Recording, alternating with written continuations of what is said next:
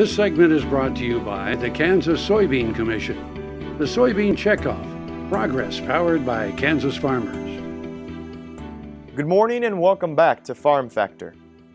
In this segment, we continue to focus on drought and climate in agriculture with an assistant professor who is conducting a presentation at the Risk and Profit Conference in Manhattan.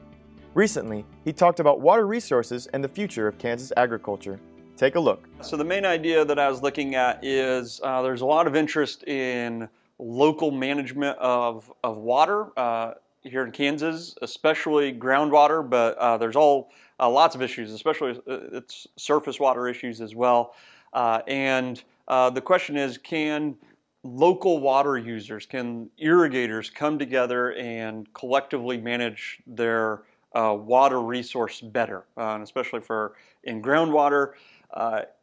Is there an interest in them conserving the groundwater to last longer and reducing their water use and coming together and making those agreements?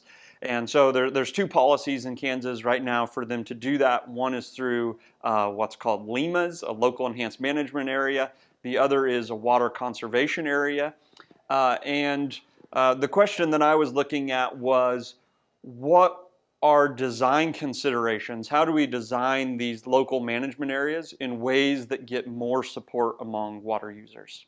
The standard economic rationale for why farmers would want to reduce their water use is that what could be happening is that if everybody can use the groundwater, that they all compete for it, and what happens is what they call the tragedy of the commons, is that the tragedy is that if I don't use it, somebody else will, and so we extract it too fast. But what can happen is that if we come together, if farmers want to come together, then they can reduce that water use, they can make it last longer, and in the end, everyone can be better off from doing that.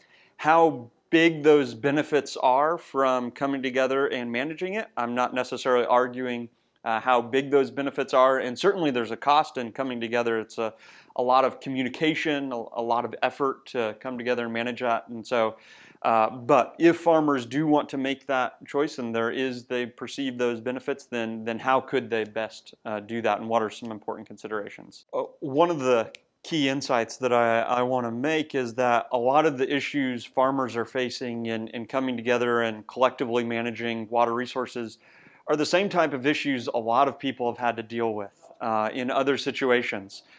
In totally different contexts. Nothing to do with Kansas, nothing to do with irrigation often, but people have to come together and manage some resource for the betterment of everybody, and the same type of challenges people face in those other areas.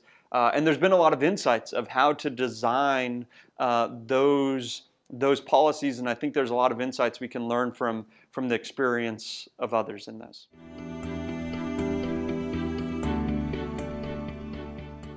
Now another gardening tip with Annette Jackson. Fall is a great time to plant trees, shrubs, and perennials.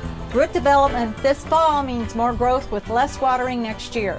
For faster root growth, always use Fertilome Root Stimulator. It is the only stimulator which contains IBA rooting hormone. Use Fertilome tree and shrub food after the plant has been planted for a month.